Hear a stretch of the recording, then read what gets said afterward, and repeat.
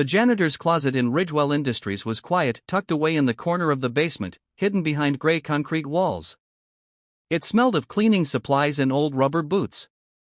And that's where Marcus Hayes spent most of his nights, mopping floors, unclogging toilets, and disappearing into the background like wallpaper. Nobody noticed Marcus. Nobody asked his name. But he noticed everyone.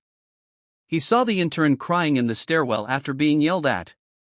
He quietly left a pack of tissues and a note that read, "You're stronger than they know." He saw the security guard who worked double shifts to pay for his daughter's surgery. Marcus started bringing him hot coffee every night. And when the CEO, Richard Lorne, rushed out of the building one stormy night, forgetting his phone on the counter, Marcus ran 4 blocks in the rain just to return it. "Didn't want you to lose anything important, sir," he said, soaking wet. The CEO barely looked at him. "Thanks," he muttered and drove off. Marcus had once been a student of engineering. A promising one. But life had other plans. His father died young, bills piled up, and Marcus left college to support his mother and younger brother. He took the first job he could get, janitor. But he never stopped learning. Every break, every quiet night shift, he read business books, watched online lectures, and took free certification courses on borrowed library computers. He'd sweep the halls while listening to audiobooks on leadership, innovation, and strategy. Yet, for years, nothing changed. Until one Monday morning. The company's network crashed. Files disappeared. Chaos erupted. The IT team couldn't figure it out. Servers blinked like dying stars, and employees ran around with confused expressions. Marcus was mopping the hallway outside the server room. He paused, glanced at the wiring, then quietly stepped in. He asked a single question. Did anyone check the backup relay switch under the main console? They hadn't. They did. It worked. The system roared back to life. "Who's that guy?" someone asked. No one knew. Until someone remembered, "I think he's the janitor."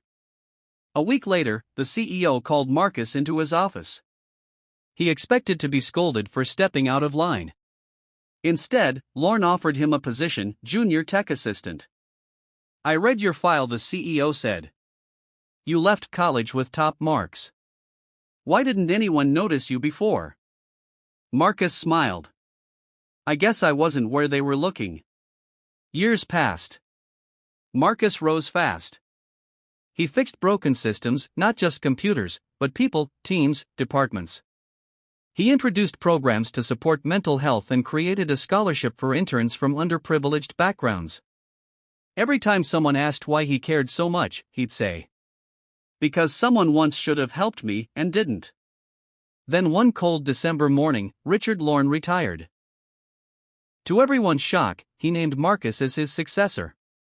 There was silence in the auditorium when the announcement was made. A janitor CEO. Marcus stood at the podium, visibly emotional. He looked at the rows of employees, many who had walked past him for years without ever seeing him. "I used to clean this building," he began. "Now I lead it.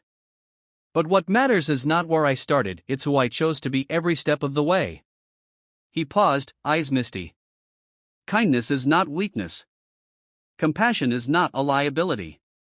I was invisible for a long time, but I chose to stay kind, to help others, and to believe that learning, growing, and giving never go unnoticed forever." He restructured the company with a single mission: people first. Under his leadership, profits soared, but so did morale, employee retention, and innovation. He set up the RISE program, a mentorship initiative helping janitors, clerks, and other overlooked staff gain access to training and internal promotions. Dozens followed in his footsteps. 10 years later, a journalist asked him, "What's your secret to success?" Marcus chuckled. "I never saw myself as just a janitor. I saw myself as a leader in waiting. And I treated every mop, every floor, every moment, with the same integrity I'd give a boardroom." The truth. Success doesn't always roar in. Sometimes, it waits silently in the background, wearing gloves, pushing a cart, and dreaming quietly. Marcus Hayes proved that greatness isn't about where you start. It's about how far your heart is willing to go for others, especially when no one is watching. And that's how a janitor became a CEO. Not just of a company, but of hope, of humanity, and of belief in something better.